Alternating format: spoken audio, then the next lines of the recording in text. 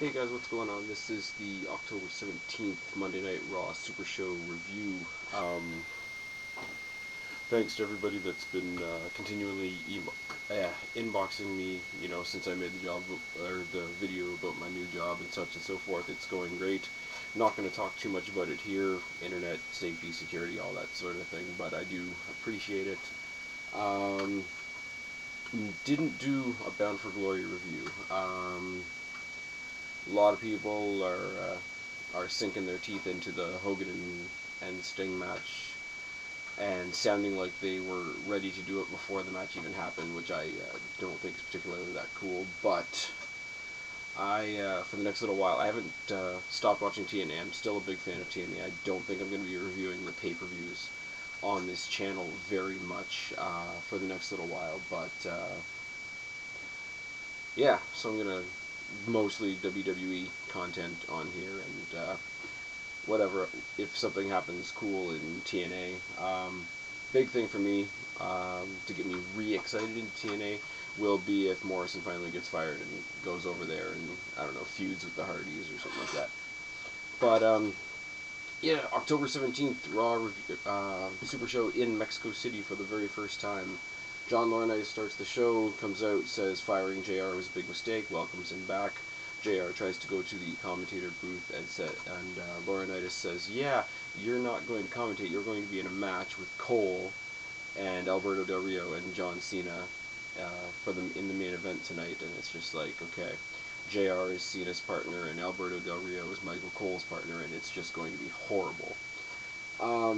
Thinking after that it was going to be a horrible, horrible Raw like last week's was that I didn't bother reviewing.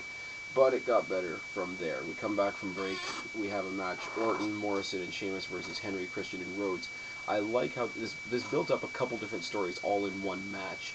Orton and Rhodes, it was announced, are going to fight at Vengeance.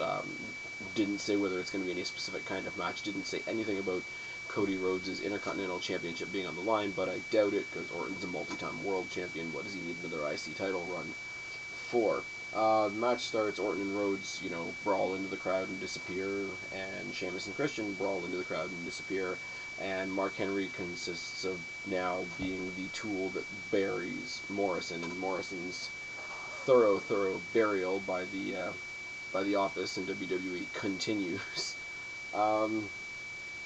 Everything up until people started splitting off in this match was great. Christian and Orton renewed their rivalry a little bit, and that was decent. Christian looked strong. Christian was not hindered by his other storyline allegiance with Rhodes and Ziggler and Swagger and all that bullshit and nonsense. Great opening match. We have another promo package for Brodus Clay. There's nothing in the promo packages that are making me interested in seeing Brodus Clay, but when he debuts, Raw, SmackDown, whatever, we'll see where that goes. John Laurinaitis backstage with the Bella Twins. The Bella Twins are kissing his ass because he's the new boss. Ricardo and Alberto come in and they're bitching about the main event. Why are these commentators involved in the main event match in Mexico? Basically what the crowd is thinking at this point. Cole and JR don't belong in the ring. But Laurinaitis tells him that the winner of the match gets to decide the stipulation of the Alberto Del Rio John Cena match at Vengeance this Sunday. So now there's a little bit more motivation for Alberto Del Rio to, be in the match and such and so forth. Then we have Eve versus Natalia. Now, this I love. Eve stepping out of the shadow of the big blonde bimbo Kelly looked awesome in this match against, somebody who's perfectly technically sound like a Natalia. Eve looks dominant, gets the victory with a wicked moonsault. It's announced that Eve is going to fight Beth Phoenix at Vengeance for the Women's Championship. Everything is good. I'm losing my voice, guys. I'm really sorry. This is a day late because I haven't been feeling well, and I've had computer issues, and a bunch of other stuff has gone down, so that's that. Next we have Punk and Miz, and I'm not going to say very much about this, but Miz comes out with R-Truth, obviously, taunting CM Punk about the beating that they gave them at Hell in a Cell. Tries to intimidate him, with the 2-on-1 factor, and then Triple H comes down to be in CM Punk's corner. I'm not going to say much about the match. It's Punk and it's Miz, and they're awesome, and they're having a match. Sometime in the match, Truth decides to belt CM Punk in the face with a bottle. Triple H gets involved. John Laurinaitis comes in with some stupid bullshit about Triple H's immigration papers being out of order, has him removed from the building. Punk pulls off the win in the match, but gets a 2-on-1 beatdown, predictably from Awesome Truth after the match. Swagger versus Ryder. Vicky Guerrero comes down and announces that Ziggler and Swagger have a chance at the Tag Team Championships against Air Boom at Vengeance, which is met with mixed reviews from everybody, including me. A lot of Mexico bashing from Ziggler and Swagger, one of them being the All-American American and one of them being the United States Champion. They're in Mexico, racism abounds for sure. Ryder, to my great joy, owns Swagger in quick fashion. And as they're about to double team Ryder after the match, Mason Ryan comes down, because, everybody wants to see Mason Ryan for sure. Mason Ryan says he has a match with Dolph Ziggler right now. He basically owns Ziggler around the ring like a rag doll, Batista style. They go outside. Vicky slaps Mason Ryan in the face. He owns Ziggler some more until he is disqualified. Match itself wasn't that great. It served a good purpose, though, which I'm going to talk more about when I get to the win and the fail of the evening. And then we have Cena and JR versus Cole and Alberto Del Rio. We have a couple seconds of Cole posturing, and JR pops him in the mouth, and then Cena and Alberto Del Rio wrestle for a while. Cena and Alberto Del Rio did not... There wasn't anything bad about this match, but it wasn't anything particularly special either. It felt like it was dragging like a motherfucker. At one point, Alberto Del Rio tags Cole back in, and Cole's stuck in the ring with Cena, gets the attitude adjustment. Cena obviously drags Cole over to JR. JR comes in the ring, makes Cole tap out to an ankle lock, which makes everybody happy. JR and Cena win, big, awesome show of respect between Jim Ross and John Cena. That's fine, that's all well and good. Cena proceeds to beat down Alberto Del Rio and count to 10 really loud on the microphone, and announce that their match this Sunday at Vengeance will be a last man standing match.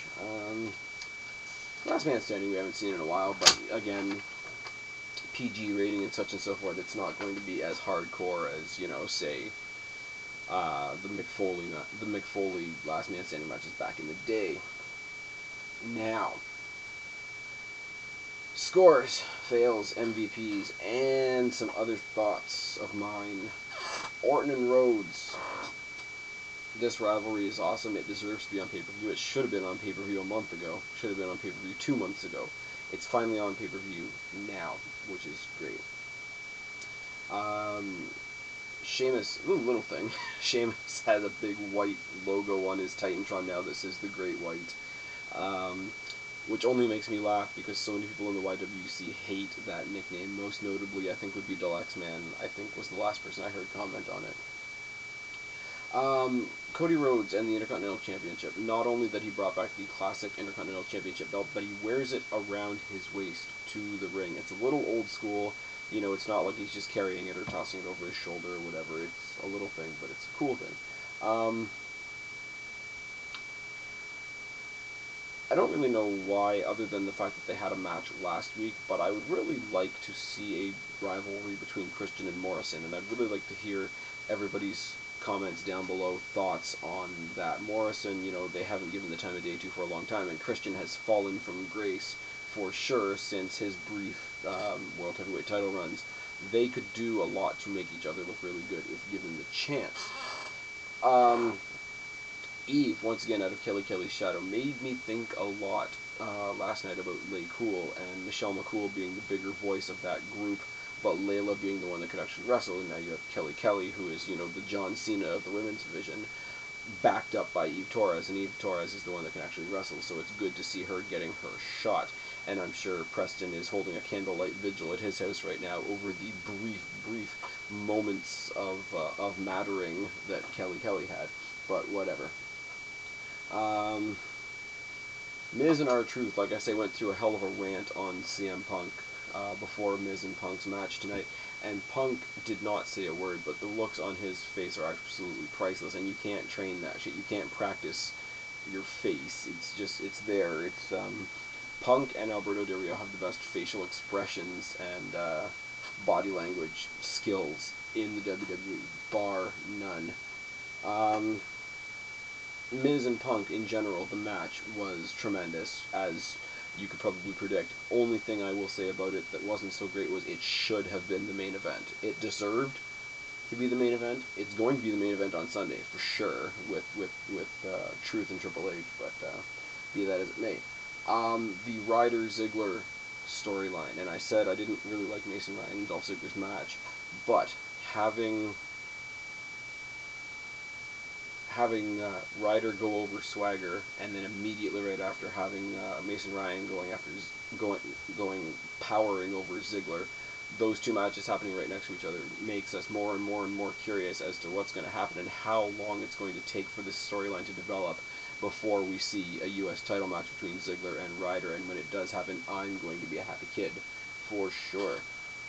Now we have the fails. Commentators in storylines. I've ranted on this before. I'm not going to rant on it again, but I'm just going to say it. Commentators as part of the storyline kind of sucks. Don't really know how I feel about WWE putting the superstars' Twitter addresses underneath their names on the nameplates when they're coming up to the ring. I mean, I know why they do it. WWE's on the big social media thing. It just looked kind of tacky, in my personal opinion. John Laurinaitis can't deliver a promo to save his life, so he shouldn't try. The main event was lame on two levels. First of all, it's supposed to be a big important night because it's the first show they've ever done in Mexico City, so you want to bring your biggest and brightest to the stage. So to have commentators in the match does not really do that at all. Despite whatever good Alberto Del Rio and John Cena did in the ring tonight, it was paled in comparison by the fact that their tag team partners, both of them, were commentators. And that's never good, is it? And the other point about that is they're supposed to have a match this Sunday, and the match with the commentators involved does nothing to build the story to that match in the slightest. Other things, like I say, because they're in Mexico City, I'm pretty sure the Sin Caras are going to fight each other on SmackDown, but with it being the Raw Supershow, they could have been featured prominently on Raw tonight, and they weren't. And, like I say, Alberto Del Rio was used in a commentator tag team match. He could have been used a lot better, considering he's the, hometown boy, triumphantly bringing the WWE Championship back to Mexico. I thought they would have made a lot bigger of a deal of him, and they just didn't. Last fail of the night has got to be Michael Cole's wrestling attire. And that's all I'm going to say about that. MVP of the night has got to be The Miz. The match of tonight had to be Miz and Punk, which was tremendous. We expect Punk to be tremendous. I like The Miz. I would not necessarily have predicted that Miz would bring it as equal as to Punk as he did tonight. So that's why he's the MVP of the night. Now, brief thought about Randy Orton and all the Randy Orton haters out there that say, A, Randy Orton never puts anybody else over, and B, he's always in the title picture. Now, we've taken Randy Orton out of the title picture, and look what we have now. Big Show versus Mark Henry. Ooh. Second of all, he's making Cody Rhodes look like gold, and nobody can deny that. So, yeah. Not really. Pretty sure something else will get added on SmackDown to the Vengeance card, but right now the Vengeance card, as we see it, Cena versus Alberto Del Rio, a last man standing match, so there's going to be a whole lot of shenanigans. If it's clean, Cena's going to win. If it's dirty, Alberto Del Rio's going to win. I really hope Alberto Del Rio keeps the belt.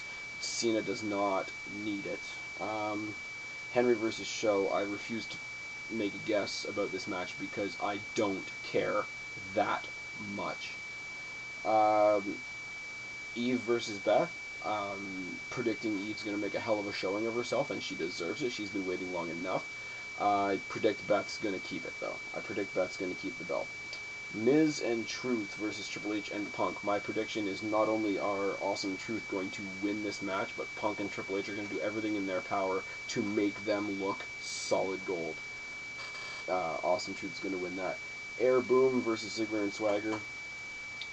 I'm predicting Air Boom is going to hold on to their belts for a long time, so I'm predicting they're going to win tonight, and I don't want Ziggler and Swagger to win the tag team belts, because I don't want anything that solidifies the two of them together. I don't like the two of them together. I think Swagger's bringing down Ziggler like a rock around his neck.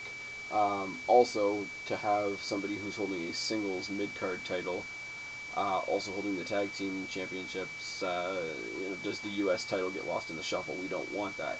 I would rather see him go to a pay-per-view, defend his U.S. championship against somebody like Ryder or Alex Riley or, God forbid, John Morrison, than be saddled with a tag team championship reign with Jack Swagger. Oh, yes. And Orton and Rhodes. Orton and Rhodes have already showed us what this rivalry can do. They're going to up their game, obviously, on a pay-per-view stage, and this will be the sleeper match of the night. This could sneak up on us, be the dark horse, be the match of the night, if given the proper time and the proper opportunity. Prediction is that Rhodes is going to cheat. So, depending on how effective that is, my prediction is Rhodes is going to win. And I have no problem with that whatsoever, because losing will not hurt Orton, and winning will help Cody Rhodes immensely. That is all I have to say about that. Like I say, guys, I'm sorry I'm losing my voice like crazy. Sorry the video is a day late. I've been Spaz. Subscribe up there, talk down there, start a conversation. Let me know what you think. Make your predictions for Vengeance this Sunday. Let me know if you're even going to bother watching it, and I will talk to all you guys later.